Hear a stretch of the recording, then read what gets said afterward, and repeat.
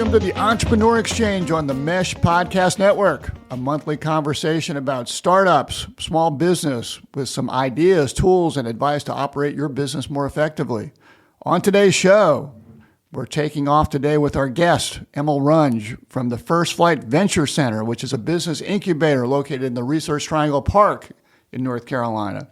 And we'll be talking about how First Flight gets new businesses off the runway and into the air. Please start your cliche count now.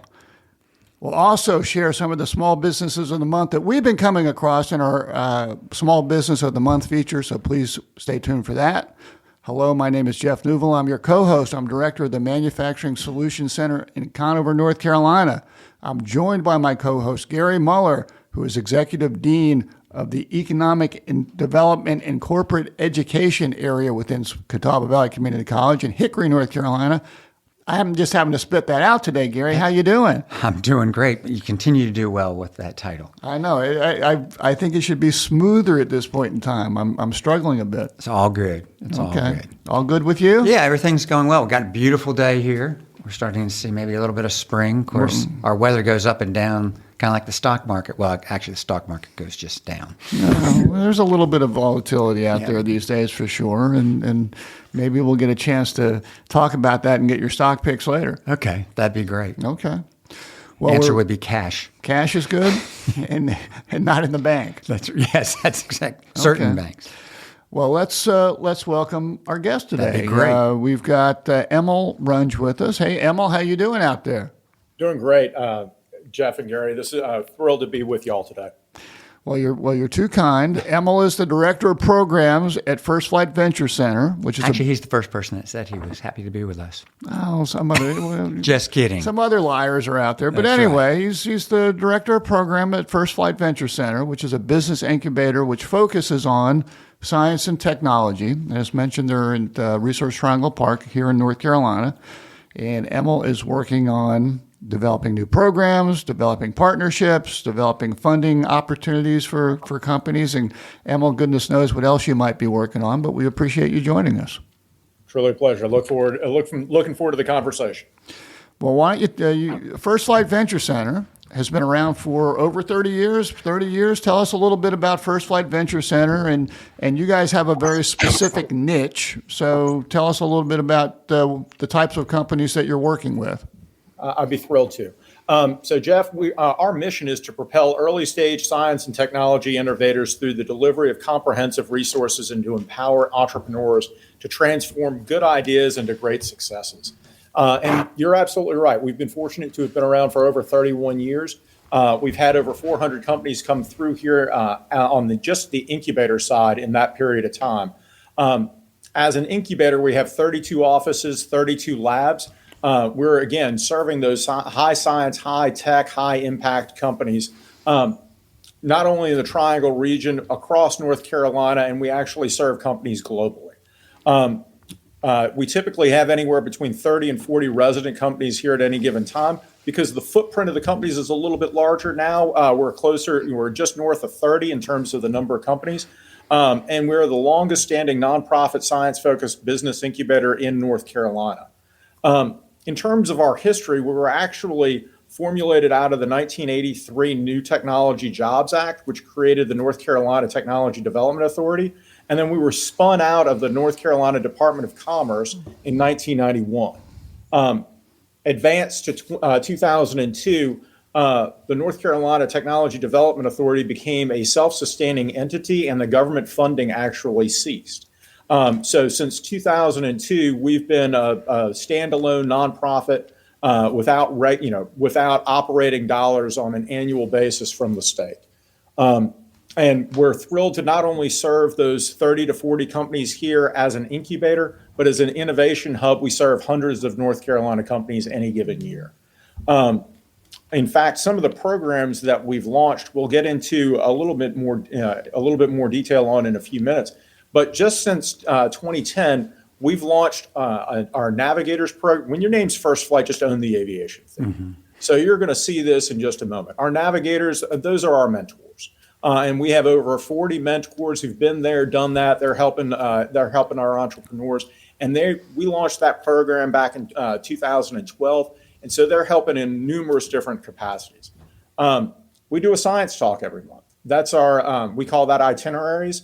And, we like to highlight that we're a nerd hub and a nerd region. And, this gives our scientists the chance to go ahead and attain nerd nirvana.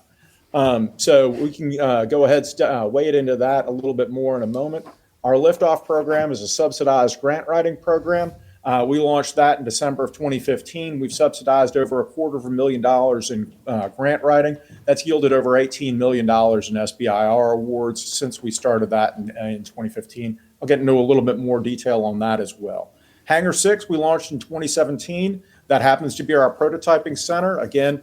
And then we're currently in our 5th year.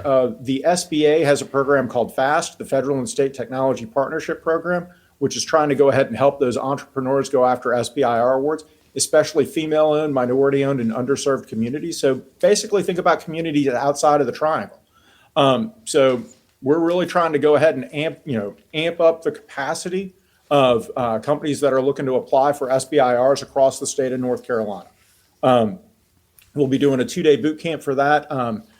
We've got about 35 companies that we've already identified to go ahead and do that on April the 20th and 21st. Honored to be a part of that program. BARDA is the Biomedical Advanced Research and Development Authority. They focus on national health security threats. Take, for example, a global pandemic, not that that would ever happen. And what we do with them is we're basically having a 2-way conversation with them. We're one of 13 innovation hubs around the country that are highlighting BARDA funding opportunities, but then also spotlighting some of the cool stuff that's going on in our ecosystem to them, and helping identify companies to potentially get funding.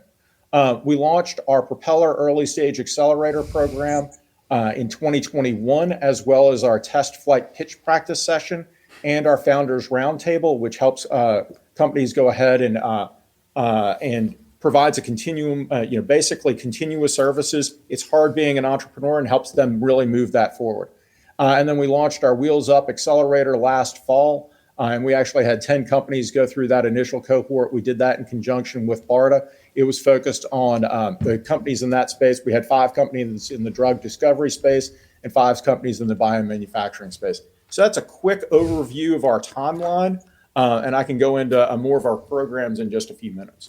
Well, Emil, that was not quick. Once you get rolling, you're hard to stop. That buddy. was a lot of stuff. It's a little bit of a filibuster, but Yeah, and I like the names of the programs, I should say, So- tying into aviation. So I mean, talk a little bit about the niche that you serve. I mean, there are other business incubators out there, but you guys are very much in the science/technology area, which I don't know if that came from. I don't know if that's where you've always been or where you evolved to. But just tell us a little bit about the types of companies that you're working with and types of companies that might be good fits for the work that you're doing at First Flight. Oh, that sounds great. So, and again, it depends on the types of programs that we happen to be running. So, for example, at our incubator, because of the labs that we have, if you're doing an app, we're probably not for you, which is fine. I mean, you can go ahead and do that in a number of different locations. Because we've got chemical fume hoods, biologic hoods, et cetera. We're really geared to go ahead and help those. It could be biotech, it could be clean tech, it could be ag tech, it could be the hard tech side of things where you're possibly engineering things. So again, it's usually those companies that have a high barrier to entry for what it is they're doing. So not all of the companies that are on the incubator side here are necessarily going after SBIRs. Let me explain SBIRs briefly. SBIR, Small Business Innovation Research. If a federal agency's research and development budget is over $100 million, then about 3.2% of their budget goes into this program called Small Business Innovation Research. And so a lot of the companies with whom we work are going to be going after those types of programs because they may not be able to get a customer for 5-10 years because the regulatory pathways for them are they just take too long. And we're talking entrepreneurs here. Where can you get your money from? Well, the most logical spot is customers. But in addition to that, sometimes you need investor dollars or equity capital. And on the other side, you might possibly be looking at non-dilutive funding or these SBIR, STTR funding opportunities. And so on that particular side of things, our FAST program is a statewide program that we do to go ahead and help highlight the SBIR program. We work with partners like the State Department of Commerce to highlight their 1&C program so that folks can understand, all right, what can we possibly do to go ahead and actually get matching dollars to go ahead and actually help us pay for our grant application? Or if we win, what can we possibly go ahead and do from a matching standpoint? Let's say I've gotten funding from an SBI, from a federal agency for an SBIR. I can get matching dollars from the state program through the Department of Commerce. And so our FAST program is specifically geared to go ahead and increase the number of female-owned, minority-owned, underserved communities going after and ideally winning those SBIR funding opportunities. And then our Liftoff program is a subsidized grant writing program. When we launched that in December of 2015, 2014, North Carolina ranked 16th in the country in SBIR awards. In 2021, which is the last year for which we have the data, we ranked 7th. While we're not entirely responsible for that move up of 9 states, our leadership role definitely helped shine a light on this when it was as a result of being in a great ecosystem that was focused on this, that we were able to help be a part of moving the state forward in that regard. Yeah, a question that comes to my mind when you talk about the programs that you're involved with, the types of companies that you're involved with, IP, intellectual property, how do companies working in your incubator have to share that with First Flight, or they get to keep that? How does that work? Because I know that many new companies are very sensitive about that. The companies keep it. So there's no, that's the short answer. I mean, and that's the full answer is the companies keep their IP. Well, that's a good answer. So that's real easy. And then, real quick on Hangar 6, one of the things that we possibly do, we're able to do with them is from a prototyping standpoint, we can put them in a better position to actually apply for and win. We did some grant writing, basically we're able to partner with them so that they can possibly put a rendering into their SBIR application. And then if they win, we can help them actually move towards a prototype as part of their SBIR award. So those are some of the things that we try and do to go ahead and meet companies where they are and help them move them to the next level. You have a lot of stuff going on there. How did you parachute into First Flight? See what I did there, Gary? Good deal. Well played. Awesome. I've been fortunate to have actually been focused on the innovation and entrepreneurship space since 2010. Actually, when I was a student at Georgia Tech, I would highlight, I'd go down to the General Assembly, highlight why you'd want to fund a research university back in the early 90s. And I'd point to a state-funded incubator as to why you'd want to do that. So since 2010, I've really been focused on how to go ahead and actually develop innovation and entrepreneurial ecosystems. And then when we moved to the Triangle in 2017, I was fortunate to have gotten connected into First Flight. I actually started volunteering here in January of 2018. We went after the federal funding opportunity for BARDA. The former president said, "Emil, if we win this, do you want to run it?" I looked at Andy and I said, "Andy, I don't know anything about national health security, but I'll be more than happy to help develop an ecosystem."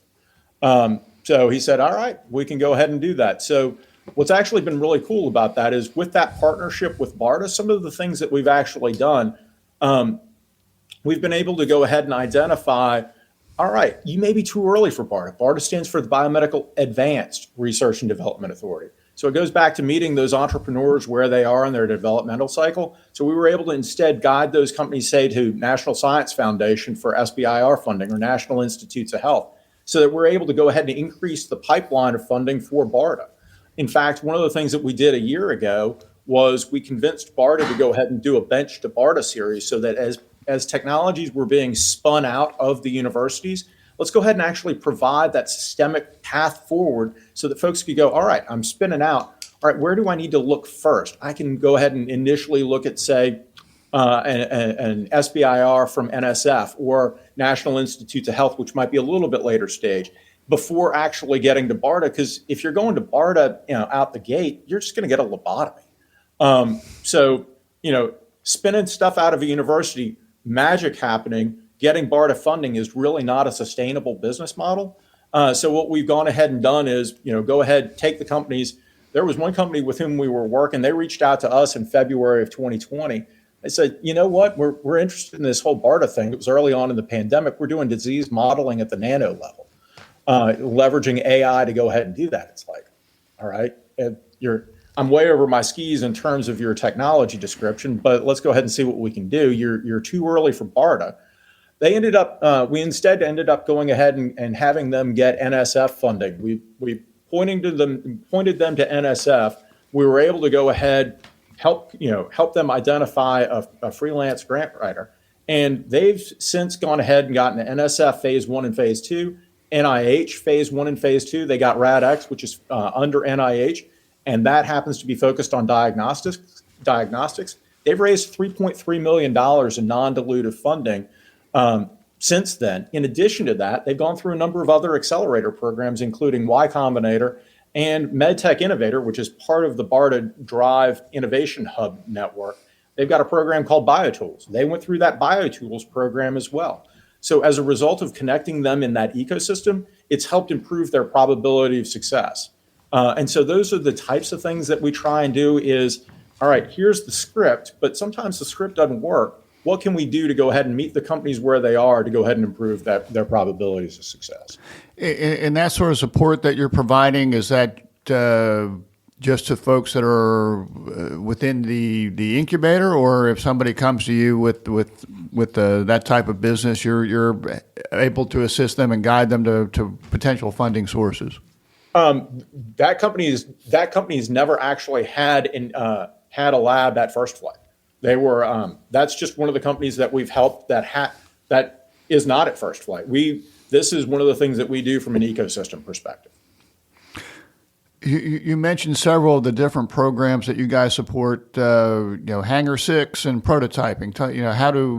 How is that just limited to the folks there on site, or how do people access that, and what benefits do they get out of that? No, I mean, one of the great things about Hangar 6 is it's able to go ahead and we're able to go ahead and they're able to go ahead and help those companies work out of here so that they can go ahead. They do not have to be First Flight companies. It's instead a membership model that's separate of their time here at First Flight. So it's its own wholly focused program at First Flight. So you can do a monthly membership so that you get access to the different machines. And so that's one of those where if you're trying to develop a prototype, feel free to engage with us. We can put you in touch with one of our we've got a PhD in engineering that can go ahead and work with you to go ahead and help take that idea from a napkin drawing to a prototype. Very good. And you mentioned the Propeller program, and I think what you're doing there is really trying to do some testing of business viability and pretty intensive program. Tell us about your Propeller program. Absolutely. That one's an early stage accelerator program. And specifically for this group, we also partner with it's a lovely acronym, the DMCSP, the Defense Manufacturing Community Support Program. It just rolls off the tongue. And so we work with the CSP, thrilled to go ahead and partner with Manufacturing Solutions Center on that one. But we happen to have scholarships as a result of this program for our Propeller program for companies that are focused on textiles or wearables. And so what's Propeller do? It's an early stage accelerator program. Let's say you're spinning out of a university or you're really early in your developmental cycle. It helps you better communicate the business value of your idea. You're going to end up working on your elevator pitch every week. So it's a cohort-based model. We can do it as a hybrid program. You can either be in person or virtual. Again, that 3 hours per week. The methodology basically breaks down to so what, who cares, why you. On the so what side, we're going to start you off kind of friendly. What's your idea? You're going to go ahead and do a napkin drawing so that people are able to go ahead and go, oh, got it. I had no clue what you were talking about. You've just drawn a pretty picture for me, and I have a better idea as to what you're talking about. And then we're going to move over into a little bit more of the eat your vegetables portion of it. All right, now that you've got your lovely idea, what commercial problem are you going to solve? And then from there, so that way you're actually building that business approach. And so with that, what's your pain? What are the priorities? What are your proof points? How can you go ahead and get that hook so that somebody goes, oh, wait, I want to learn more. And then what market do you kind of fit in? So you're going to be doing different visualization tools to go ahead and help support this. From there, you'll move over into the why, who cares part. That's going to be customer discovery. That's what broadly, what types of, so you're going to brainstorm what broad range of customers are you potentially going to focus on. And then you're going to hone in on your probably first 3 to 5 groups, or first 1 to 3 ideally, and hone in on who those are. So you're able to come up with some quantitative and qualitative attributes for those types of customers, so that you're able to go ahead and better understand what it is they're looking for. From there, you're going to go ahead and think about what's your ecosystem look like. The key thing on that one is to understand who your strategic partners could potentially be. And then you'll do a rote level financial modeling tool. The key thing there is to go ahead and actually start thinking about what are those assumptions. What times what is going to equal revenue? And then the why you part is what's your competitive edge? So that you're able to go ahead and pop into a PowerPoint. All right, here's why I'm in the upper right corner. This is my special sauce. This is what separates me from the competition. And then you also come up with an execution strategy. And on the back end, you'll go ahead and have a demo day or a showcase where you're probably doing that with, say, in that defense textiles group, 5 or 6 companies, or in some of our different cohorts, that could be anywhere between 5 and 10 companies in that cohort. Typically, a 8 to 10 minute presentation with some time for feedback and Q&A. Our navigators are integral parts of that particular program. There are mentors who've been there and done that, and it really helps up the game of the companies that are going through it.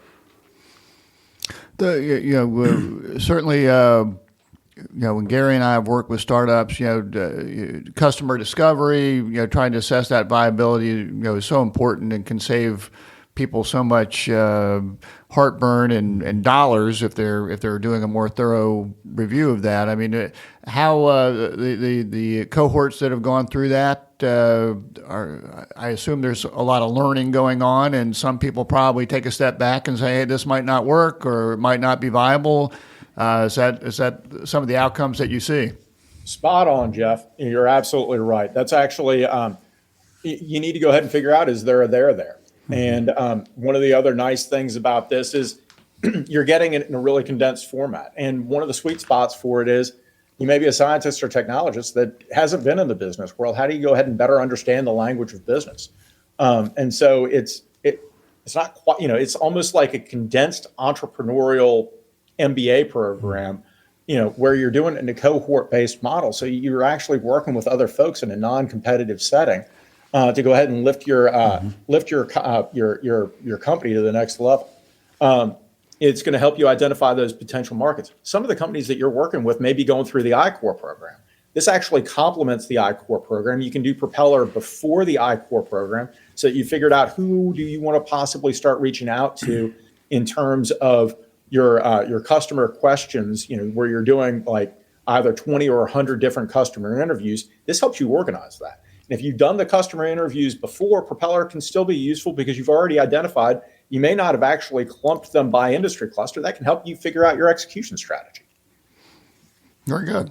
So you were talking about some of the ways that you assisted folks in finding funding, and if you're alive and are reading the news these days, there have been some issues out there with banks and Silicon Valley Bank, which has done a lot of catering to startups and entrepreneurs. What do you see out there in the funding horizon? It sounds like debt is really not a way that a lot of the folks that you're working with probably are starting with. It sounds, but what's your take on the landscape at this point in time? That's a great question. So on the funding side, there are a couple of things. First of all, there were a couple of companies that we had in our incubator and other folks who were reaching out to us to try and figure out what to do with in regards to Silicon Valley Bank. And that was one of those that, as a result of being in a robust ecosystem, while we weren't necessarily taking the lead on that, there were other folks who were actually sharing information. So we were in a great position to actually share that out with companies when we knew that it was relevant for them. So that's how this integrated ecosystem works best is folks reach out to you, you know they're knocking on a door, but how do you go ahead and put them in the best position so that the doors that they knock on are meaningful, they're getting the information that they need, and you're giving soft intros to the next door if they happen to need to go to a next door. And so some folks had reached out. We were able to go ahead and get the meaningful information specifically in regards to Silicon Valley Bank.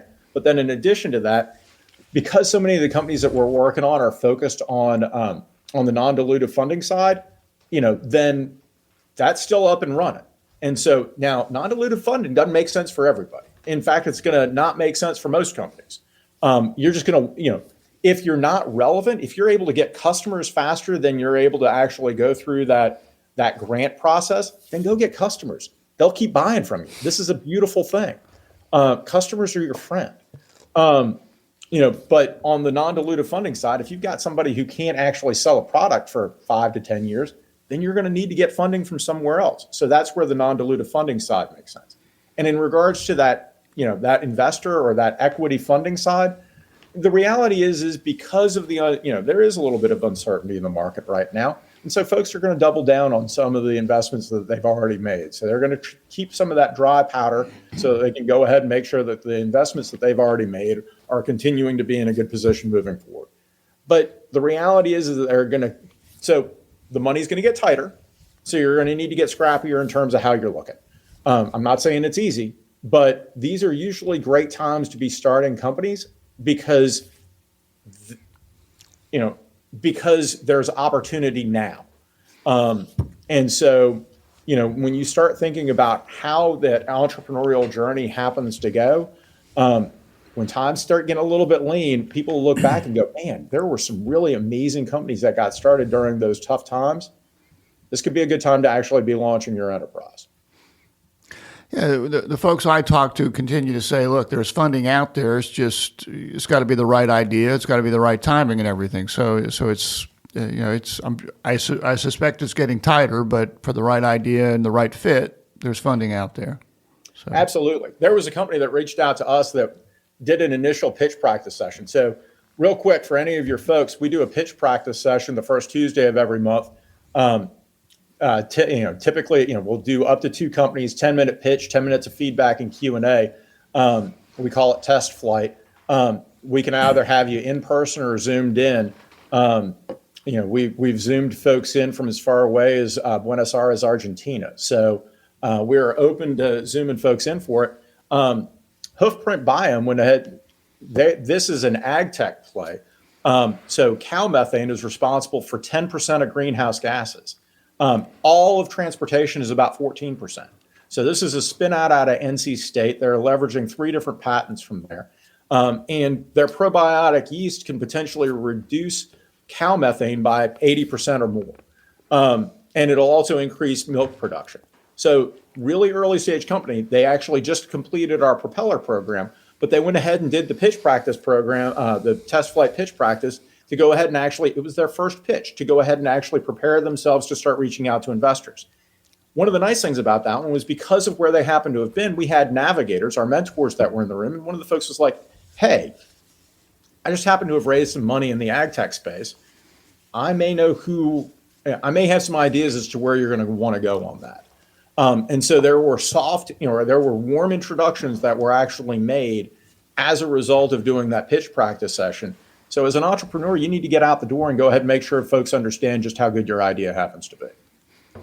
Well, and those pitch practice sessions are just very valuable to help shape that message, make it more understandable, and getting the feedback that I'm sure that you're providing to them. So that sounds good. So. So just in terms of the challenges that your incubator companies face, what is it funding? Or are there other issues out there? I mean, what are the biggest challenges they face going from incubator clients to hopefully at some point taking off? Well played on the taking off. Thank you.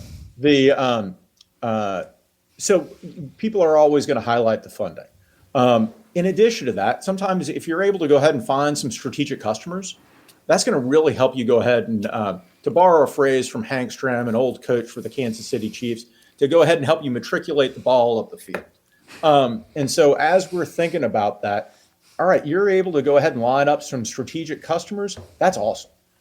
If you're able to go, and that way you're getting real life feedback from somebody who may very well want to go ahead and buy your product. And so those are some of those introductions that can potentially be made. Some of the companies we work with, for example, may be looking at hospitals or at other groups like that. So possibly making a warm introduction to somebody who may be a strategic investor and or a potential customer, some things that we try and do. One of the companies here is actually doing a hospital bed supplement. And so the number of nurses that it takes to actually flip an oversized patient may be 5 or 6 folks, and a lot of folks hurt their backs as a result of this. So the company Seneca Devices, they came out of, the founder was an undergrad at Duke. He was talking to folks in the nursing program as to what their biggest challenges happen to have been. And so one of the things that we've helped try and do is, all right, you've been able to go ahead and test at Duke, but what can we possibly do to open up our Rolodex to go ahead and help you actually have some warm introductions to, say, hospitals when it's relevant and when it's meaningful for the hospitals to actually engage with you, because you don't want that disconnect, because then you're not a valued partner on either side. But if you're at that stage where it actually makes sense, that warm introduction actually benefits both sides. Well, and often we call that traction, right? Getting that initial traction, and certainly being able to show, whether it be investors, lenders, whomever, that you got a little sales in in your accounts is always what grabs their interest. So that's great. So Emma, as we sort of wind things up, any other parting advice you want to throw out to folks as they might be starting their entrepreneurial journey? You're going to have, this is going to be a team sport. When you're an entrepreneur, don't think of this as a me thing. Think of this as, listen, I'm going to need to build a team. One of the great things about North Carolina is the ecosystem here. And so you've got a number of phenomenal partners that you can possibly, lean in on. When we were talking to a company out of Florida, we were initially talking to them about our propeller program. That was one of those where we're like, you're too late for us in that particular program, but you probably make a ton of sense for the Manufacturing Solutions Center. So it's a matter of going ahead and working with those trusted partners so that we can actually connect you best within the ecosystem to improve your probability of success. So keep raising your hand, keep leaning in and trying to figure out how to go ahead and make the ecosystem work for you. I'm not saying it's going to be easy, but it is, entrepreneurship's about the most rewarding thing that you'll ever move in on in your professional career. Well, look, we really appreciate you joining us today. If people want to find out more about First Flight, where should they be looking? Our website is ffvcnc.org, as in First Flight Venture Center, North Carolina.org. In addition to that, my email address is erunge@ffvcnc.org. Feel free to reach out. In addition to that, one of the things that we can possibly spotlight is one of the companies that is in the ecosystem that makes sense to highlight. OnDivision went through our propeller program last year and has been engaged with Hangar 6. They just won a USDA funding for a hydration system. So it's a great example of how, we were referred to them through the Assist Center over at NC State. They were part of the DMCSP's propeller program. And so they're getting support services from RTI and others to go ahead and help take them to the next level. That to me is a great example of how this ecosystem works best. It's a continuum of services with a number of different parties leaning in to go ahead and try and help make sure North Carolina is a leader in innovation and entrepreneurship. And what was the name of that company again? OmniVision? OnDivision, ONDA. ONDA. All right. We're going to look them up. Sounds good. Sounds lovely. Well, we always like to have our guests play our lightning round. You going to be up for that? All right, let me step up to the plate. All right. Well, today's lightning round is sponsored by Ned Ryerson Insurance, Whole Life, Auto, Flood, Home. You can't have enough insurance. Gary, am I right? Absolutely. All right. Well, check out Ned Ryerson Insurance on the internet. Anyway, we got some quick questions for you, Emil. Quick answers. Don't think too hard. First question, what is your biggest pet peeve? I try and hold off on pet peeves. No pet peeves? I try and focus on the positive. I try not to focus on the negative.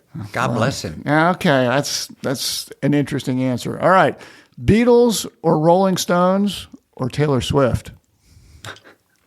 Beatles, my first album that I purchased when I was a kid was Sgt. Pepper. Okay, good answer. Adult beverage recommendation. I actually buy the wine for Thirsty Thursdays at First Flight. Okay, so it's wine. Any particular wine, or you just like a? I'm going to be drinking. I'm a red wine guy. Okay, red wine. Who do you have, or who did you have winning this year's NCAA tournament? I believe my bracket is shredded right now. At this point, Most people's are. At this point, I'm probably pulling for Gonzaga and Princeton to be in the final, just to go ahead and create havoc. But But I'm betting you did. I'm sure you didn't have Princeton in your Final Four when this thing started. I don't know what you're talking about, Jeff. Okay, all right. Last question. I did work for the Bradley presidential campaign, so we'd have to wind the clock back to '64 probably for the last time that they were in the Final Four. No, I think you're right about that. I was a little bit younger then. That has a familiar ring with Wake Forest. That's about when we were last time. Yeah, well, we'll go just on from there. let's look forward anyway. Emma, last question for you. If you could have one superpower, what would it be? Great question. I think I would like to. I think I would enjoy being able to inspire hope and optimism in the other folks around us. I think the world's a great place, and so how do we go ahead and put folks in a better position to actually push themselves forward? I want to lift other folks up. All right. That's why I love working with entrepreneurs. You're lifting folks up. You have no pet peeves. We're going to have to do more investigating to find out your flaws, Emil. I'm sure there's some out I got there. a ton of flaws. Just ask either of my kids. Okay. But We get that that. doesn't necessarily mean I want pet peeves. Okay. All right. Well, we very much appreciate you joining us today. If you want to find out about First Flight, hit us again with your website there. www.ffvcnc.org, as in First Flight Venture Center, North Carolina.org. And I'm thinking if you just go out to Google and put in First Flight Venture Center, you're going to find them as well. I think the Google would work on that. All right. Well, Emil, you shared a small business that you've worked with. Gary, do you have a small business that you want to give a shout out to today? I have a few, and they tie into food or sweets or pets. This Okay. one's now food. And I'm going to do a shout out because our college, even though folks will not be hearing it by the time we have our open house, it will pass because it's tomorrow, March 25th. But we're really excited about getting parents and children going to college to our campus. We got a lot of great things to promote and a lot of things going well at the college.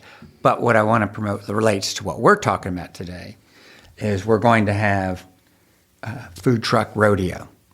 Okay. For all the people that come. We're excited about that. Have you ever heard of that before? The food truck, I'm familiar You know with about what a food food trucks. truck rodeo is. Yes, Yeah, okay. let's bring a whole bunch of them in and Yeah. let's have a fun time. Yeah, we have 8 of the best food trucks in Catawba County. That includes Taco King, Gas Up, which, by the way, their specialties are grilled cheese, Dipper Z, Urban Flavor, Chugger Frappe, Waffle Chick, Dirty Thumbs, and Papa's Delightful Dogs. I'm going to try something from each one. Sounds like you're going to have a fabulous day. It's going to be a great day. I'll probably not feel real well at 9 o'clock tomorrow night. But Well, have I'm some- excited about it. Try to work in some fruits and vegetables, would you? There's not any in these I know, trucks. so you need to try to work some of that in, okay? All right. Does a Coke sound, does that work for fruit? A what? Coca-Cola. No, I don't think that. I don't think that's good for you either. Although I spent know- 26 years in Atlanta. I think that'll work. There you go. That's Well, perfect. He's doing his part every day. That's right. don't I worry. start with a 32-ounce Coke. So, anyway, well, I was at a conference a couple of weeks ago and ran into a woman who is involved with a business that I thought was interesting called Soft Golf, and it's a large format, full swing golf game that uses patented oversized equipment, clubs and balls. Makes golfing much easier for those of us that are not good golfers, that are novices. Can we take this on the golf course? Well, they have a golf course outside of Winston-Salem at Tanglewood Park. They're also working on coming up with a mobile game to sell to consumers. So as someone that's pretty much a duffer, I was intrigued by this, and next time I'm in the Winston area, I think in going to Tanglewood, I might check them out. They have a 9-hole course there, but they're looking to expand and make it easy for corporate events, sell it to corporations for some team building type work. So anyway, I'm giving a shout out to the good folks at Soft Golf. If you go to www.softgolf.net, you'll learn more about them. That's cool. I worked 2 summers there while I was at Wake Forest. At Tanglewood? Yeah, Okay. the Junior Golf Association. I did not know that. Yeah. All right. Well, if you've got a suggestion for our Entrepreneur Exchange Small Business of the Month, you can email them to us at eexchange@themesh.tv. And we'd like to use yours, so send them to us. Emil, we want to thank you for joining us today. It's been a pleasure. Good to see you. Pleasure's been mine. Thank you so much for the opportunity. Been great. We also want to give our thanks, as always, to the Mesh Podcast Network. If you go out to themesh.tv, you'll see all sorts of cool podcasts and in the stable of podcasts that they have. So check those out at themesh.tv. And we look forward to seeing everyone, or maybe not seeing you, but we'll talk to you again next month. Have a good one. Take care.